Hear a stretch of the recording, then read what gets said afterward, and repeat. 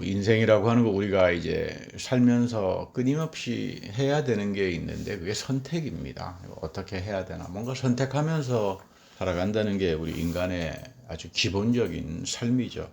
뭐 흔히 여자가 남자를 선택할 때도 뭐 상대방이 못나거나 볼품없거나 뭐 가난하고 뭐 그렇다면은 거의 선택하지 않을 겁니다.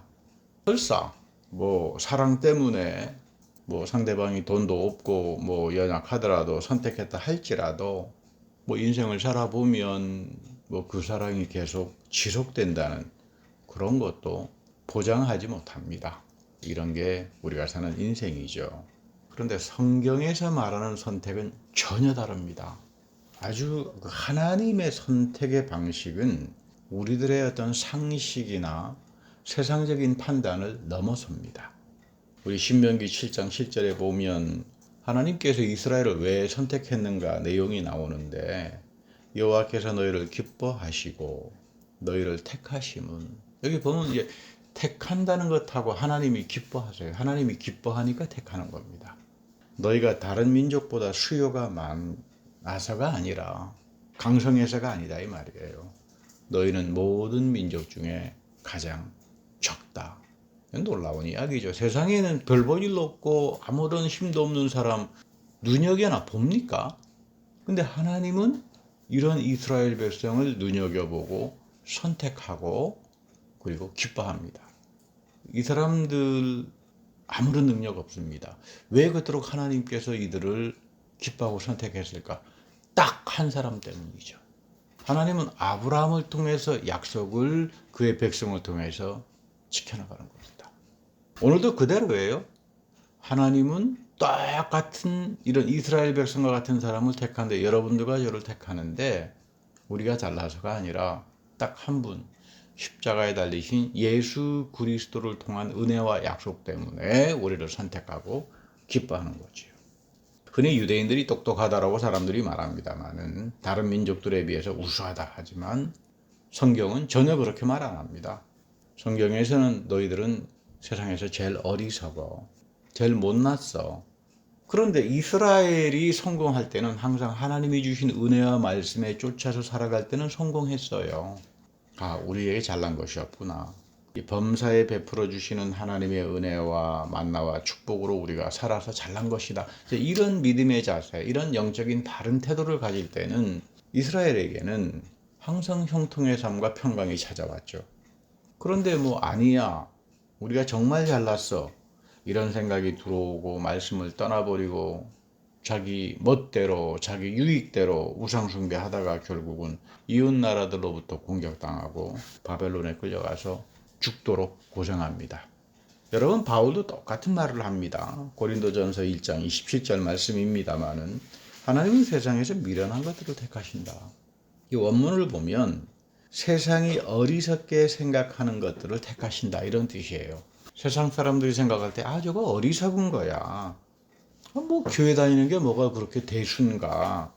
뭐 성경 읽어보아도 알지도 못하는 거 아닌가.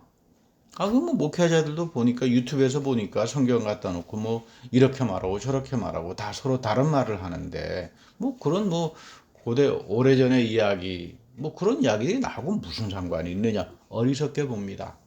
어리석게 봅니다. 이 세상의 가치들은 하나님이 약속해 놓으신 영적인 가치 보지도 못하고 이해하지도 못하고 또 알려고도 하지 않습니다. 그런데 하나님은 오늘 사도 바울의 이야기가 이런 영적인 것들, 세상 사람들이 무가치하게 느끼고 어리석다고 느끼는 이것을 통해서 소위 이른바 세상에 잘났다는 사람들을 수치스럽게 여길 뿐만 아니라 패해버린다. 이거 엄청난 놀라운 이야기죠. 굉장히 강한 이야기입니다. 없애버린다 이런 말이에요. 너희들이 세상에 나가서 돈을 가지고 자랑했느냐? 권력을 가지고 자랑했는가? 명성을 가지고 자랑했는가? 하나님이 없는 물질, 하나님이 없는 권력, 하나님이 없는 영예, 전부 다 하나님이 패해버린다. 우리가 하나님과 더불어 살아간다는 게 이토록 중요합니다. 하나님의 섭리라고 하는 말은 제가 가끔 말씀드립니다만은 단순한 과거가 아니라 미래다. 하나님의 이름이죠. 나는 너를 앞서간다. 아브라함이 이삭을 제물로 바치게 하고 하나님은 앞서가셔서 희생 짐승을 마련해 주시죠. 그래서 우리 아브라함의 믿음의 가장 중요한 특징은 하나님이 항상 나를 앞서가서 예비하시는구나. 야, 걱정할 거 없다. 불안해할 것도 없다. 그러면 나는 절대로 하나님을 앞서가서는 안 된다. 이게 여러분 아브라함의 믿음의 삶의 특징입니다. 이거 배워야 돼요. 믿음이라고 하는 건 하나님께 의지하고 하나님이 나를 앞서가셔서 내가 생각하는 것 이상으로 충만하게 준비해 주신다라고 하는 이 소망과 믿음 안에 거하는 사람들만이 하나님 마음에 합한 자로 살 수 있고 하나님의 자녀로서 주님이 베풀어 주시는 그 엄청난 축복을 상속하면서 살아가게 되는 겁니다. 그런데 나의 모습을 보면 다 조급합니다. 무슨 일이 조금 생기면 바로 해결해야 된다. 하나님이 왜 나의 기도 들어주시지 않지? 실망하고 간구하고 기도하다가 보니까 어떤 경우는 막 하나님 앞에 명령조로 말을 하고 여러분 이거 믿음하고 아무런 상관이 없는 태도들이에요. 여러분 기도를 해보시면 알겠지만 여러분들이 기도를 해서 하나님께서 바로 들어주시고 응답하시는가요? 절대로 그렇게 안 합니다. 하나님은 하나님의 시간 안에서 나의 기도를 이루어 갑니다. 하나님의 응답을 받을 만한 합당한 인격의 그룹으로 만들어 가십니다. 기도라고 하는 것은 단순히 내 간구가 아니라 내 존재를 하나님은 기도를 통해서 바꾸어 나가죠. 내 삶이 변화되지 않고 내 존재가 뒤바뀌어지지 않고 맨날 와서 하나님 붙들고 간구해봐야 하나님 끄떡도 안 합니다. 어떤 분이 저에게 목사님 저는 기도를 자주 하지만 한 가지 큰 은혜를 받았습니다. 그게 뭐지요? 간구하는 것마다 다 이루어져서 그런가요? 아니 별로 없습니다. 물론 가끔 하나님께서 이루어주시기도 하지만 한 가지는 이거 내가 하나님을 앞서가지 못하는구나. 자기가 굉장히 급한 성격의 사람인데 많이 평화스러워졌대요. 기도할 때는 이거 주세요 저거 주세요 간구가 많고 요구가 많고 명령조로 했는데 이제는 항상 말씀을 붙들고 기도하다가 보니까 성령께서 나에게 깨달음을 주셔서 이것을 하나님께서 간구하게 하는구나. 그 간구를 하고 이 전심으로 간구하고 나면은 마음에 늘 평화가 온대요. 신뢰가 오고 믿음이 옵니다. 이런 분들은 참 복을 받은 사람들이에요. 이런 사람들에게 하나님은 폭포수처럼 부어주시고 하나님의 마음에 합한 자로 만들어 갑니다. 오늘 여호와 하나님께서 이스라엘에게 택하고 기뻐하는 이유는 다른 건 아닙니다. 내가 강하고 권력이 있고 돈이 많아야 물론 세상은 나에게 머리를 조아린다고 생각하죠. 그리고 마치 이것이 하나님께 드리는 영광이다. 천만에요. 그것은 성경에서 말하는 하나님의 영광이 아니라 세상이 말하는 우상숭배적인 영광입니다. 성경은 이런 것들이 하나님의 영광과는 전혀 상관없는 걸로 말합니다. 하나님의 원래 뜻은 거꾸로 가장 약한 이스라엘, 난 정말 하나님의 은혜 없이는 하나님의 말씀 없이는 하나님을 붙들고 기도하지 않고는 단 한 시간도 할 수 없어 라고 하는 그런 마음밭을 가진 사람들을 통해서 하나님이 영광 받으시는 거예요. 이들을 형통하게 하고 이들을 복되게 하면서 하나님이 영광 드러나게 하는 겁니다. 세상 사람들은 교회 다니는 사람들을 보면서 그 보잘것없는 교회를 보면서 우습게 생각하고 할지 모르지만 그런 생각을 가진 사람들을 전부 다 패퇴시켜버린다. 그런 이야기입니다. 그래서 우리 사도 바울이 아주 중요한 말씀 하잖아요. 나는 내가 약할 때 하나님의 능력이 강함을 안다. 여러분 하나님의 능력의 강함을 체험해 봤나요? 저는 여러분들에게 간증하는 게 7년간 여러분들과 목회를 하면서 가장 강한 하나님의 능력을 체험하고 살았습니다. 어떤 분들은 아유 목사님 애기 무슨 교회입니까? 교인 수도 별로 없는데 뭐 어쩌고저쩌고 쓸데없는 말이나 하고 돌아다니는 사람들이 한둘이 아니었습니다. 근데 저는 그런 사람들에게 이런 말을 했습니다. 당신은 내 안에 충만하게 넘치는 하나님의 강한 능력을 알지도 못할 뿐더러 말을 해줘봐야 귀가 막혀서 듣지도 못할 거다. 나는 여러분들 모두 각자의 하나님의 넘치는 능력이 일어나기를 항상 간구합니다. 왜? 여러분들은 말씀을 사모하고 성령을 사모하고 말씀을 붙들고 기도하기를 원하고 또 말씀대로 살아가기를 원하기 때문입니다. 우리 신명기 8장에 가보면 그런 말이 나옵니다. 내 열조도 알지 못하던 만나를 광야에서 내게 먹이셨다. 하나님의 기적과도 같은 광야의 만나, 일용할 양식으로 너희들을 다 채워주지 않았느냐. 우리 교회도 7년간 하나님의 일용할 양식으로 다 채워주면서 오지 않았나요? 아니, 여러분들의 삶, 개개인의 삶들은 그렇지 않습니까? 내가 어려울 때 하나님 붙들고 기도하고 말씀을 사랑하고 교회에 봉사하고 했던 이런 삶들을 통해서 내 자신도 모르게 하나님이 여러분들의 가정을, 여러분들의 자녀를, 여러분들의 직장을 다 지켜주면서 살아오지 않으셨나요? 다 너를 낮추시며 너를 시험하사 마침내 내게 복을 주려 하십니다. 하나님이 우리를 복을 주실 때 신명기는 이렇게 말합니다. 나를 낮추게 합니다. 낮추지 않으면 절대로 하나님의 은혜를 받지 못합니다. 인간은. 두 번째는 시험합니다. 어려운 일을 줍니다. 나에게 어려움이 찾아옵니다. 아, 이거 하나님께서 나를 낮추라고 하는 뜻이로구나. 왜 하나님께서 나에게 이런 어려움을 주시지? 아, 나를 돌아보고 하나님께서 나를 새로운 복으로 인도하시기 위해서 하나님 앞에서 겸손하게 하는구나. 또 두렵건대 내가 마음에 이르기를 내 능력과 내 손의 힘으로 내가 이 재물을 얻었다 할까 하노라. 내가 하나님으로 인하여 큰 재물의 복을 받았습니다. 그래놓고는 세상에 나가서 한다는 이야기, 내가 능력이 있어서 내 손으로 내가 부지런히 해서 내가 다 이루었어. 하나님께서 아주 싫어하는 말이라는 거예요.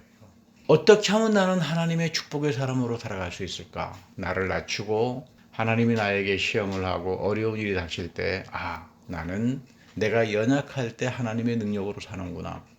이런 바른 태도를 가진 사람들을 통하여 하나님은 오늘도 주님의 귀한 역사를 이루어 나갑니다. 사실 우리가 영적인 이스라엘로 살아간다는 거, 이게 바로 믿음의 자세죠. 우리는 믿습니다라고 하는데 도대체 무엇을 믿고 살아가는 걸까? 우리는 구원을 받았다 그러는데 무슨 구원을 받고 살아간다는 걸까? 이 자세, 하나님이 원하시는 것들을 귀담아 듣고 그렇게 살아가는 사람들에게 믿음이 찾아오는 거고 구원이 오는 거고 하나님의 은혜가 넘치는 겁니다. 다윗이 여부수 사람에게 쳐들어가는 장면이 오늘 사무엘에 나옵니다만은 이 시온 또는 여부수, 옛날 예루살렘이라고 하는 그 옛날 고어입니다. 시온, 예루살렘 북쪽 낮은 지대에 위치한 곳입니다. 근데 아주 높은, 가장 높은 이제 산인데 이 예루살렘 북쪽 부분은 이제 점령을 했는데 이 남쪽의 이 여부수 거민의 지역은 점령하지를 못합니다. 워낙 이 난공불락이라 가지고요. 점령하기가 어려워요. 그래서 이 다윗이 이 성을 점령하라고 가게 되니까 여부수족들이 뭐라고 말을 하냐면 너 이리로 들어오지 못한다. 우리하고 같이 사는 소경이나 절뚝발이라도 너를 물리칠 거다. 이거 굉장히 무시하는 이야기죠. 워낙 난공불락이니까 너희들이 앞만 쳐들어봐야 우리 부대가 우리가 소경일지라도 뭐 절뚝발일지라도 너희들을 다 상대해서 이겨낼 거다. 아주 조롱을 합니다. 동시에 굉장한 교만이 이 안에 담겨져 있죠. 지금까지 항상 우리는 이스라엘을 물리쳐왔다. 자기의 힘을 과시하는 겁니다. 사실 이런 난공불락의 요소를 뚫고 들어간다라고 하는 게 쉽지는 않습니다. 그런데 오늘 말씀에 보면은 다윗이 시온산성을 뺏어갔으니 이는 다윗성이더라. 다윗이 이겼어요. 아니 어떻게 이런 엄청난 승리를 거둘 수 있었을까? 간단합니다. 그러나 어렵습니다. 하나님이 같이 해주셨어요. 하나님이 같이 해주신다. 우리가 다 알고 있는 말들이죠. 근데 과연 그 내용물은 뭘까? 누구에게 하나님은 같이 해주시는 건? 누구에게 하나님은 같이 해주셔서 능력을 주시고 여부수성과 같은 거 엄청난 난공불락의 요새를 함락하게 하시는가? 간단합니다. 하나님 앞에서 낮은 자들이에요.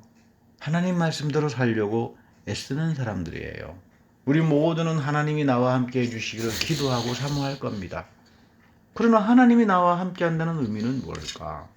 하나님 말씀의 지배를 받아야 되죠. 하나님 마음에 합한 자가 돼야 되죠. 여러분, 다윗은 왕으로 살았기보다는 하나님의 지배와 다스림을 받고 사는 사람입니다.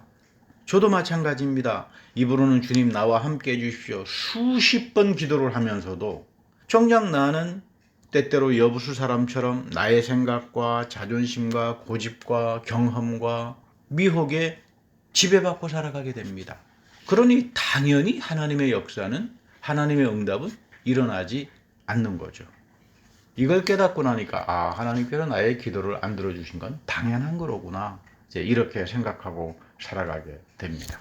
왜 하나님은 다윗의 편을 드시고 다윗을 강하게 하시는 걸까? 이유는 딱 하나입니다. 다윗은 하나님 앞에서 연약한 자로 살았습니다. 항상 내가 연약하기 때문에 하나님 것으로 채워주십시오. 주님의 말씀으로 채워주십시오. 주님의 성령으로 채워주십시오. 주님의 은혜로 채워주십시오. 이렇게 간구하면서 산 것이 다윗의 축복의 비결인데, 그걸 단 한마디로 요약하면 시편 1편에 나오잖아요. 복 있는 자는 힘과 권세를 잡은 자가 아니라 하나님의 율법을 사랑하고 묵상하는 자다.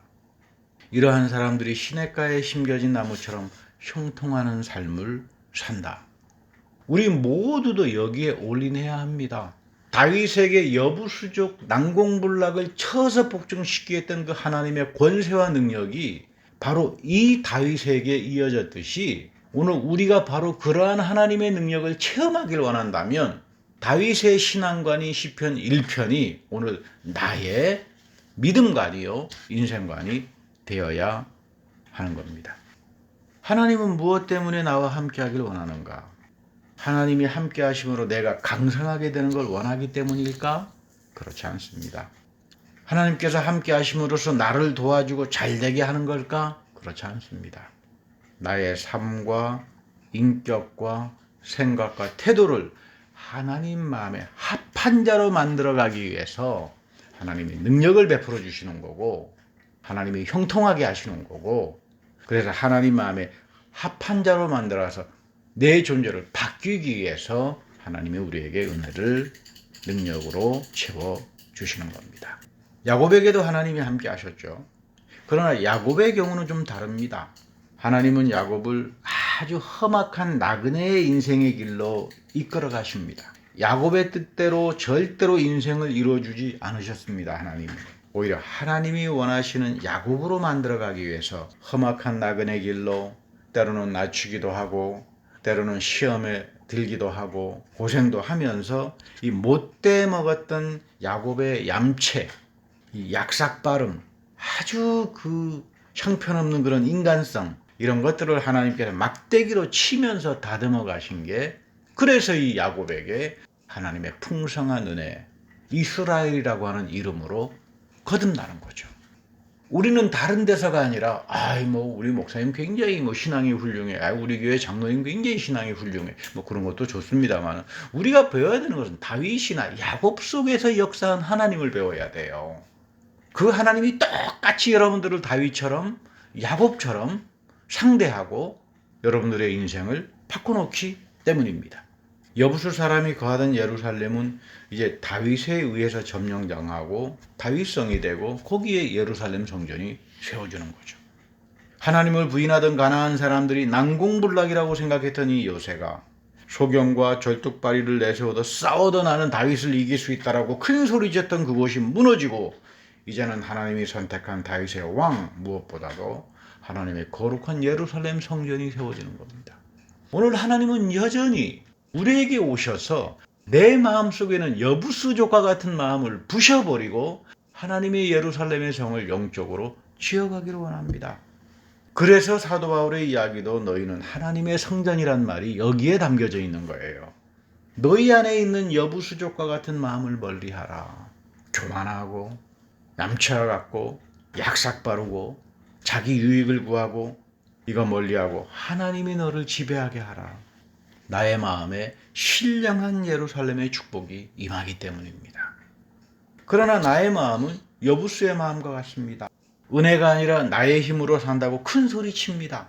항상 하나님 말씀에 대해서 거절하고 완악함을 보이는 것이 그 인간의 여부수와 같은 마음의 상태죠. 그런가 하면 입으로는 주님께 맡기고 뜻대로 해주십시오 하면서 금방 모든 것들이 나의 뜻대로 생각대로 하는 것. 말로는 입으로는 하지만 돌아서서는 항상 자기 멋대로 가는 게 인간의 마음이요, 여부수의 마음입니다. 이런 여부수와 같은 마음으로 우리는 아무것도 하나님으로부터 받지도 못하고 믿음이 뭔지도 알 수 없고 구원이 뭔지도 알 수 없고 하나님의 능력이 뭔지도 알 수 없는 존재가 되는 겁니다. 바울이 29절에서 말씀하는 것처럼 하나님은 우리 모두가 하나님 앞에서 큰 소리 치는 거 아주 싫어하시는 분이에요. 이 본문에 읽어보면 의시되고 자랑한다.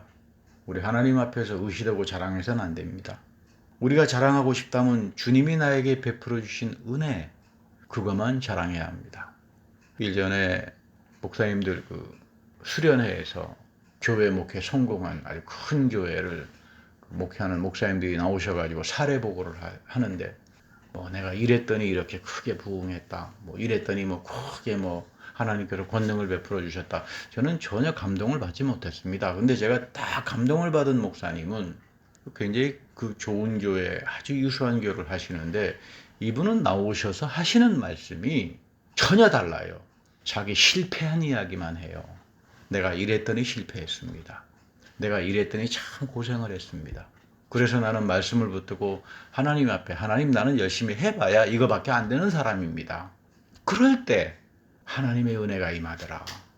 그래서 나는 바울이 내가 약할 때 강해진다라고 하는 것을 체험했다. 저는 참 감동을 받았어요. 참 훌륭한 목사님이다. 참 요즘 보기 만나기 어려운 그런 목사님이로구나. 아주 그런 저도 마음에 굉장히 그 기쁨이 있었습니다. 우리가 자랑할 거면 하나님 은혜만 자랑하고 사는 게 좋은 겁니다. 하나님 말씀만 자랑하고 사는 게 좋은 거고요. 사실 우리 인생이라고 하는 게 부딪히는 문제 앞에 보면 내가 아무리 믿음이 있다 그러더라도 하나님보다는 세상 일이 더 크게 보일 때가 많잖아요. 그러나 하나님은 나를 앞서가신다. 하나님은 나를 앞서가시고 나를 예비하시고 하나님이 앞서가는 그 길을 나보고 바라보라고 한다. 이런 아브라함의 자세를 가지고 우리가 조급해서는 안 됩니다. 나의 마음 안에는 여부수와 같은 이런 마음들, 여기서부터 우리는 날마다 죽어야 합니다. 때로 나의 마음은 여부수 사람들처럼 아주 단단한 요새와도 같습니다. 그 무엇에도 무너지지 않은 강팍함이 있고 완고함이 있고 고집이 있고, 이런 마음으로는 우리가 교회를 다닌다 그러고 하나님의 이름을 부른다 그래 봐야 하나님의 뜻대로 부르심을 입은 성도들로 살아갈 수가 없습니다. 왜냐하면 하나님은 바로 이런 사람들을 선택하고 이런 하나님 앞에서 연약하게 살아가는 사람들을 남은 자라고 이야기하는 거고, 바로 이들을 통해서 세상에 잘났다는 사람들, 세상에 지혜가 있다는 사람들, 세상에서 권세를 누리는 사람들을 패퇴시켜버린다. 사실이었죠. 그래서 로마가 멸망하고 하나님의 백성들이 주인으로, 역사의 주인으로 등장하게 되는 겁니다. 예수님은 누가복음 17장 20절에서 참 신비한 말씀하시죠. 바리새인들이 예수님 앞에 와서 물었습니다. 하나님 나라가 언제 임합니까? 바리새파들은 하나님의 나라가 임하면 메시아가 와서 이 예루살렘에 천년왕국을 세우고 모든 민족을 심판하고 유대인을 영광되게 할 거다. 뭐 이게 바리새파들의 생각이었고, 사도 바울도 다메섹에서 예수님을 만나기 전에는 뭐 이런 신념을 가지고 있었죠. 근데 또한 여기 하나님 나라가 언제 임합니까? 예수님에게 물어보는 이 바리새파들의 질문 속에는 당신이 메시아냐? 이런 것도 같이 지금 담겨져 있어요. 그런데 예수님의 답변이 참 신비하죠.